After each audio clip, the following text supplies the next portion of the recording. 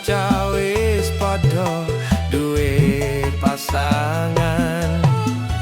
Janji suci wis padha diucapke, kapan giliranku ngucap tresno marang kowe.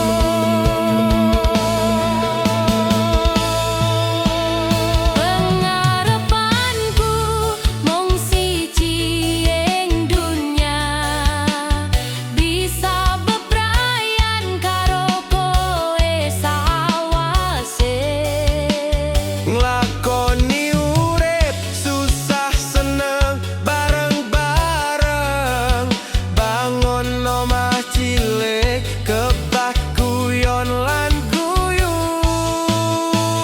Eling-elingen janjiku ora bakal lali, kowe wis tak ukir dadi ratu ning ati.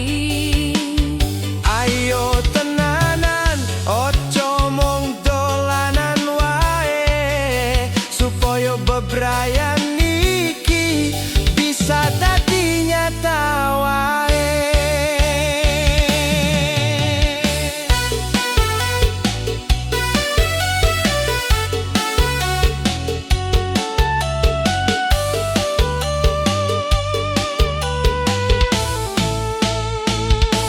Kadang aku nangis yen nyawang foto lawas, tersenyum dewe ngelingi jaman pacaran.